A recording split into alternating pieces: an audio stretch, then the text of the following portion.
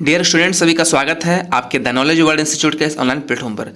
दोस्तों, क्लास 8 के सभी विद्यार्थियों को बता दें कि कल आपका प्रोजेक्ट रियल टेस्ट हुआ था, ठीक है। और सोशल साइंस से वीडियो होने वाला है, उसमें मैं क्वेश्चंस और साथ में इसका आंसर जो क्या होने वाला है वो मैं कराऊंगा, ठीक है। एक साइड क्वेश्चन रहेगा, दूसरी साइड आंसर रहेगा। और दोस्तों, ये इसलिए करा रहा हूँ ताकि आपका जो है सो तैयारी बढ़िया हो। आपको पता है कि फाइनल एग्जाम में आपका ऑब्जेक्टिव क्वेश्चन आने वाला है और आपको पता नहीं कि क्वेश्चंस कैसे पढ़ें, कहाँ से पढ़ें, क्या तैयारी करें। तो आप याद रखें कि अब जो हम क्वेश्चन और आंसर साथ में बताने वाले जो तरीके को लाए हैं, ये आपके लिए काफ़ी ज़्यादा बेस्ट साबित होगा।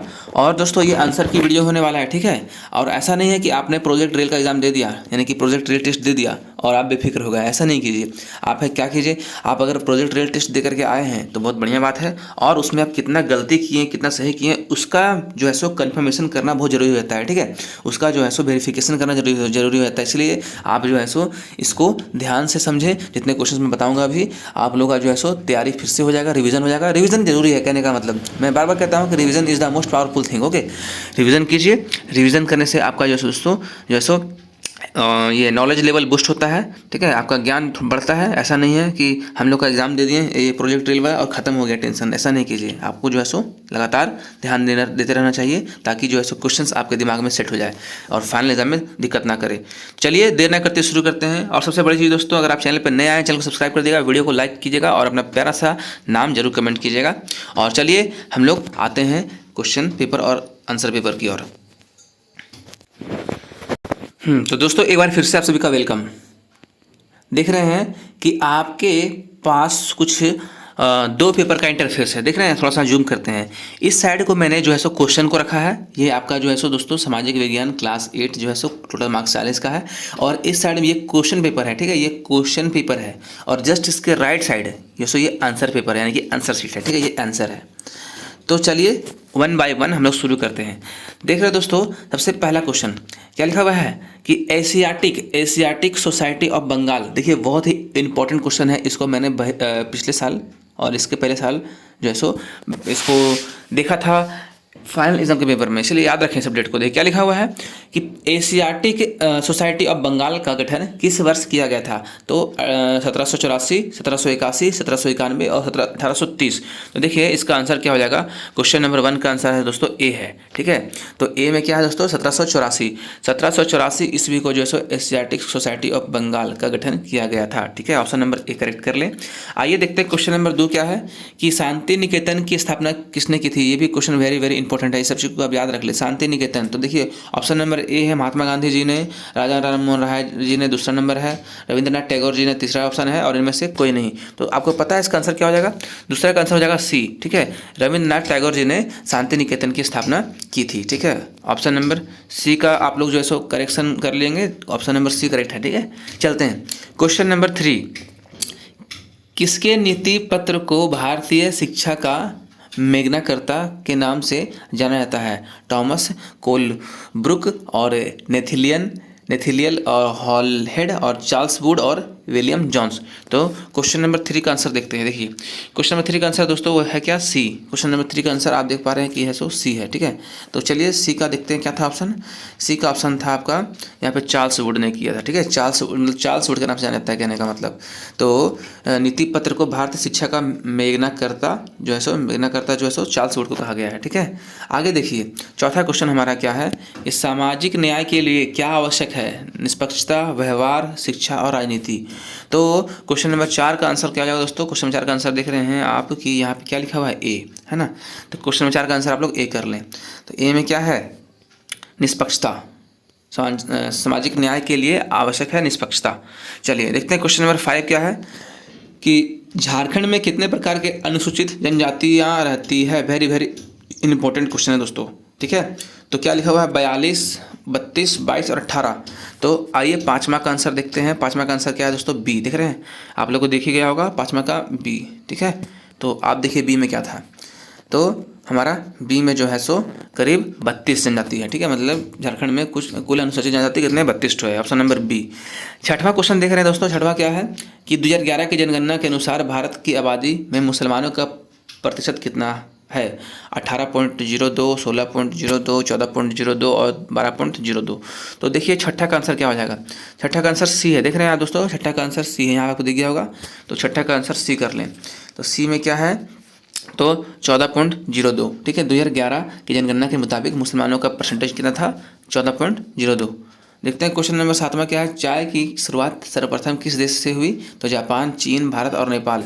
तो 7वां का प्रश्न जो है दोस्तों, उसका आंसर देखेंगे, उसका आंसर है आपका बी, देख रहे हैं।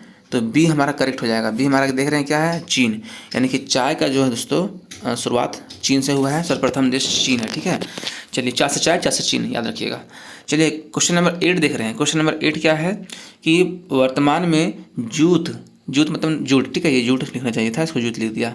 जूट का सबसे बड़ा उत्पादक देश कौन सा है, तो क्या है, भारत है, नेपाल है, चीन है और श्रीलंका है। तो दोस्तों जूट सबसे ज़्यादा कहाँ उत्पादन किया जाता है, तो क्वेश्चन नंबर 8 का आंसर देख रहे हैं कि ए है, ठीक है, ए। तो ए में क्या था, ए में आई थिंक चाइना था ना, नहीं जापान था, नहीं भारत था, सॉरी भारत ही है, हमारा भारत ही है सबसे बड़ा जो है सो जूट का उत्पादक देश है। 8 का ए हो जाएगा। 9 का चलते हैं। 9 का देखिए क्या लिखा हुआ है कि विश्व का सबसे बड़ा चावल उत्पादक देश कौन सा है, तो भारत, पाकिस्तान, चीन और नेपाल। तो देखिए 9th का आंसर क्या हो जाएगा दोस्तों। 9 का आंसर आप देख रहे हैं यहाँ पे कि सी है ना, आपको दिख गया होगा यहाँ पे सी है। तो सी में क्या था, सी में हमारा जो है सो हाँ क्या था, चीन, चाइना है ना, यानी कि चीन चावल का उत्पादन करता है और सबसे बड़ा देश है। भारत भी है लेकिन चाइना सबसे ज़्यादा है, ठीक है। याद रखिए, चा से चीन, चा से चावल, चावल का उत्पादन चीन करता है बहुत ज़्यादा, चाय का उत्पादन भी चीन करता है, ठीक है, सबसे पहले वही हुआ था।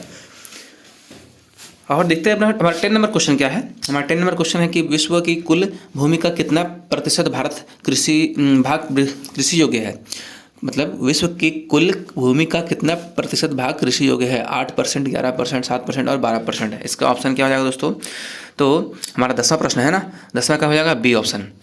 10वां का ऑप्शन क्या है, बी। तो देखते हैं हमारा बी में क्या है, हमारा बी में है सो हमारा 11% है, ठीक है, ऑप्शन नंबर बी। तो इसी तरह से दोस्तों हम लोग सारा ऑब्जेक्टिव क्वेश्चंस कर लिए। अब सब्जेक्टिव की ओर चलते हैं थोड़ा। देखिए हमारा पहला क्वेश्चन क्या है सब्जेक्टिव से, क्वेश्चन नंबर 11 कि अंग्रेजी शिक्षा के प्रति महात्मा गांधी का क्या विचार था, ठीक है। तो आइए इसका आंसर लोग देखते हैं। देखिए आंसर यहाँ देखते हैं ना। तो महात्मा गांधी का मानना था कि अंग्रेजी शिक्षा है ना पे हमें अपना गुलाम बना दिया है। अच्छा, अंग्रेजी शिक्षा नहीं होगा, पे लिख दिया है, थोड़ा सा ध्यान दें।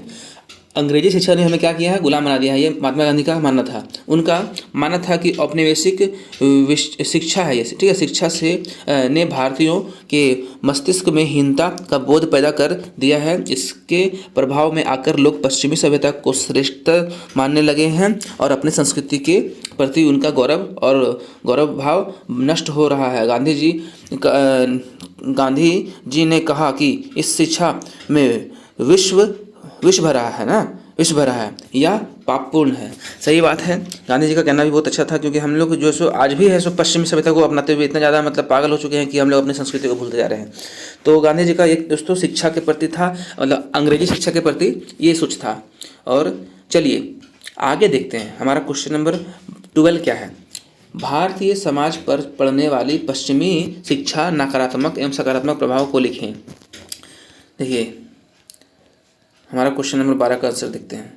यहाँ देख पा रहे हैं क्या लिखा हुआ है कि भारतीय को अपनी संस्कृति के मूल्य सृजनात्मकता का कमी नजर आना तथा रचनाशीलता का गुण नष्ट होना सकारात्मक प्रभाव पश्चिमी शिक्षा आधुनिकता की सूचक भी रही और इसमें भारतीय समाज के उन्नयन हेतु उत्प्रेरल का कार्य भी किया, जिससे प्रेरणा पाकर लोग बाल विवाह, बहुविवाह, ठीक है, कन्या हत्या, देवदासी प्रथा और बहुदेववाद और जातिवाद के विरुद्ध आवाज़ उठाकर अपना जो समाज को यमिष्ट नेतृत्व प्रदान किया, ठीक है। 12 नंबर क्वेश्चन का आंसर आप लोग देख लें। आप चलते हैं क्वेश्चन नंबर 13 की ओर। 13 देख रहे हैं क्या, समानता का अर्थ क्या है। समानता का अर्थ क्या देख रहे हैं, समानता का अर्थ यहाँ लिखा हुआ है कि समानता का अर्थ किसी समाज के उस स्थिति से है जिसमें उस समाज के सभी लोग समान अधिकार या प्रतिष्ठा रखते हैं। इसके अंतर्गत मतदान का अधिकार, भाषण की स्वतंत्रता, संपत्ति का अधिकार और शिक्षा का अधिकार आदि आते हैं। इसके अलावा समान अवसर तथा समान दायित्व भी आते हैं। इसके आधार पर लोग निरंकुश शासकों, अन्यायपूर्ण सामाजिक व्यवस्थाओं और अलोकतांत्रिक शासन के खिलाफ संघर्ष करते रहे हैं। अतः समानता को अस्थायी और सार्वभौम अवधारणा की श्रेणी में रखा गया है। ठीक है दोस्तों, तो ये समानता का अर्थ था। आइए देखते हैं हमारा नेक्स्ट क्वेश्चन क्या है। 14 नंबर क्वेश्चन देख पा रहे हैं, क्या लिखा हुआ है कि अनुसूचित जनजाति के अधिनियम 2006 को क्या बताएं। मतलब अनुसूचित जनजाति 2006 अधिनियम क्या है। देखिए यहाँ लिखा हुआ है, इसका आंसर यहाँ पे है। केंद्र सरकार ने अनुसूचित जनजाति एवं अन्य परंपरागत वनवासी अधिनियम 2006 पारित किया है। यह कानून जमीन और संसाधनों पर वन्य समुदाय के अधिकारों को मान्यता न देने के कारण उनके साथ हुए अन्याय को दूर करने के लिए पारित किया गया है। ठीक है, इसका आप लोग आंसर जो है सो देख लें और अपना कर सकते हैं। अगला क्वेश्चन देखिए क्या हमारा कि भारत में कपास का प्रमुख उत्पादक राज्यों के नाम लिखें। तो देख रहे हैं क्या लिखा हुआ है कि भारत में कपास का प्रमुख उत्पादक राज्य जो है सो निम्नलिखित है। पहला महाराष्ट्र है, ठीक है, फिर गुजरात है, तीसरा पंजाब है और चौथा क्या है, तमिलनाडु। ये 4 राज्य दोस्तों काफ़ी ज़्यादा कपास का उत्पादन करता है हमारे भारत में। तो यही दोस्तों प्रोजेक्ट रेल के अंतर्गत क्वेश्चन और आंसर थे। इन सभी से आप थोड़ा सा नॉलेज ले लें, ठीक है, और बेहतर करने का प्रयास करें भविष्य में। और आप लोग से यही कामना करते हैं कि ऑल द बेस्ट, आपका एग्ज़ाम जो है सो फाइनल के लिए जो तैयारी कर रहे हैं बेस्ट साबित हो। हमारे द्वारा तैयार किया गया वीडियोज़ आपके लिए कारगर हो। और दोस्तों आप सभी को थैंक्स। और चैनल पे जितने नए आए हैं सब्सक्राइबर, आप सब्सक्राइब कर ले चैनल को और वीडियो को लाइक करके बेल आइकन दबा लीजिएगा ताकि आपको नेक्स्ट अपडेट और नेक्स्ट वीडियो मिलते रहे टाइम टू टाइम। और जो लोग सब्सक्राइब ऑलरेडी, आप सभी का थैंक्स और वेलकम ऑलवेज। चलिए दोस्तों मिलते हैं अगले वीडियो में।